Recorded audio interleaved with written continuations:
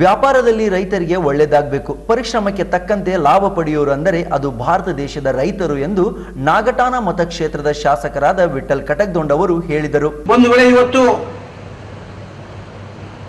ಪಂಚಗಂಗಾ ಅನ್ನುವಂತ ಒಣ ದ್ರಾಕ್ಷಿ ಸಂಸ್ಕರಣಾ ಘಟಕವನ್ನ ಸನ್ಮಾನ್ಯ ಶ್ರೀ ಅಣ್ಣಾರಾಯ್ ಬಿರಾದಾರ್ ಅವರು ತಮ್ಮ ಕಾರ್ಯವನ್ನ ಪ್ರಾರಂಭಿಸಿದ್ದಾರೆ. ನನಗೇನು ಅನಿಸ್ತೈತಪ್ಪ ಅಂದ್ರೆ ಅವರು ಮಾತನಾಡುವಾಗ ಅವರ ಮನದಾಳದಿಂದ ನಾನು ಈ ಸಂಸ್ಕರಣಾ ಘಟಕವನ್ನ ರೈತರಿಗಾಗಿ ಮಾಡಿದ್ದೀನಿ, ಎಸ್ಪೆಷಲಿ ಈ ದ್ರಾಕ್ಷಿ ಬೆಳೆಗಾರರು ಪಟ್ಟಂತ ಪರಿಶ್ರಮ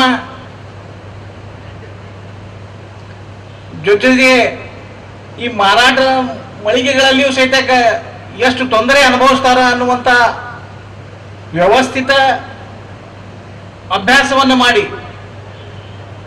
ನಾನು ಏನಾದರೂ ಈ ಸಂಸ್ಕರಣಾ ಘಟಕದಿಂದ ರೈತರಿಗೆ ಸಹಕಾರ ಮಾಡಬೇಕು, ಸಹಾಯ ಮಾಡಬೇಕು,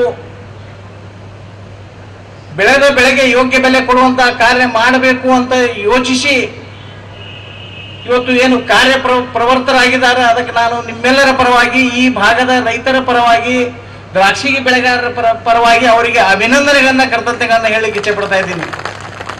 ಯಾಕಂದ್ರೆ ನಾವು ವ್ಯವಹಾರ ಹ್ಯಾಂಗ್ ಮಾಡ್ತೀವಪ್ಪ ಅಂದ್ರೆ ಲಾಭಕ್ಕಾಗಿ ಮಾಡ್ತೀವಿ. ಇವತ್ತು ದುರ್ದೈವ ಹೆಂಗದಪ್ಪ ಅಂದ್ರೆ ರಾಜಕಾರಣ ಸಹಿತ ವ್ಯಾಪಾರ ಆಗೈತಿ. ಒಳ್ಳೆಯ ರಾಜಕಾರಣಿಗಳಿಗೆ ಬಹಳ ಕಡಿಮೆ ಆಸ್ಪದ ಕೊಡ್ತೀವಿ ನಾವು ರೈತರು. ಯಾರು ಗುಂಡು ಮಾತು ಹೇಳ್ತಿರ್ತಾರೆ, ಅವರು ನಮ್ಮನ್ನು ದೋಚ್ಕೊಂಡು ಹೋಗ್ತಿರ್ತಾರೆ, ಅಂಥವರಿಗೆ ಇವತ್ತ ಬಹಳಷ್ಟು ಪ್ರೋತ್ಸಾಹ ಸಿಗ್ತೈತಿ. ಅದರಲ್ಲಿ ಇಂಥವರು ಅದಾರ ಅಂತೇಳಿ ಅಣ್ಣಾರಾಯ ಬಿರಾದಾರ್ ಅವರ ಧರ್ಮವನ್ನು ನೋಡಿ ನನಗೆ ಅನಿಸ್ತು, ಇಂಥವ್ರು ಅದಾರಪ್ಪ. ವ್ಯಾಪಾರ ಮಾಡುವಾಗ ರೈತರಿಗೆ ಒಳ್ಳೆಯದನ್ನ ಬಯಸ್ತಾ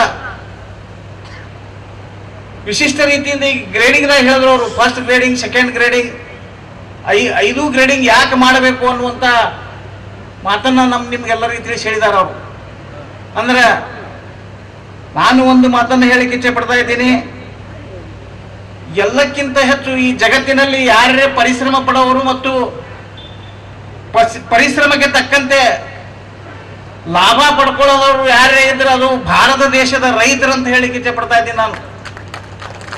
ಯಾಕಂದ್ರೆ ಬರೋರೆಲ್ಲರೂ ಹೇಳ್ತೀವಿ, ರಾಜಕಾರಣಿಗಳಂತೂ ನಾವು ಹೆಂಗೆ ಹೇಳ್ತೀವಿ, ಒಕ್ಕರಿಗನು ಒಕ್ಕದಿದ್ದರೆ ಬಿಕ್ಕುವುದು ಜಗವೆಲ್ಲ ಅಂತ. ಆದ್ರೆ ಮಾತು ಹೇಳ್ತೀವಿ, ಪ್ರತಿಯೊಂದು ನಮ್ಮ ರೈತರು ಇವತ್ತು ನೋಡಿ ಔಷಧ ಎಷ್ಟು ಕಾಸ್ಟ್ಲಿ ಆಗ್ಯಾವ ಅಂದ್ರೆ 6 ಪಟ್ಟು ಹೆಚ್ಚಾಗ್ಯಾವ. ಆದ್ರೆ ಒಣ ದ್ರಾಕ್ಷಿ ರೇಟ್ ಹೆಂಗಾಗೈತಿ? 10 ವರ್ಷದ ಹಿಂದೂ 230, 50, 300 ಮಾರ್ತಿತ್ತು. ಇವತ್ತು ಗತಿ ಇಲ್ಲ, ತಗೊಳ್ಳೋರು ದಿಕ್ಕಿರ್ಲಾರ್ದಂಗ ನಂದೇ ದ್ರಾಕ್ಷಿ 85 ರೂಪಾಯಿ ಕೆಜಿ ಕೇಳ್ಯಾರ.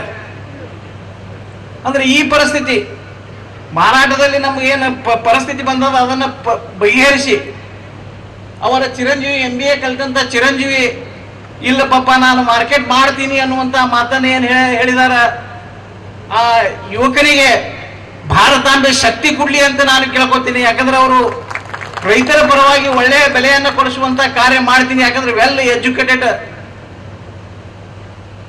ಯುವಕ ಇರುವುದರಿಂದ ಮುಂಬರುವಂತಹ ದಿನದಲ್ಲಿ ಈ ಜಿಲ್ಲೆಗೆ ಒಂದು ಅವರು ಆಸ್ತಿ ಆಗಲಿ ಅಂತ ನಾನು ಹಾರೈಸ್ತಾ ಇದ್ದೇನೆ. ನಗರದ ಪಂಚಗಂಗಾ ವನ ದ್ರಾಕ್ಷಿ ಸಂಸ್ಕರಣಾ ಘಟಕ ಉದ್ಘಾಟನಾ ಕಾರ್ಯಕ್ರಮದಲ್ಲಿ ಅವರು ಮಾತನಾಡಿದರು.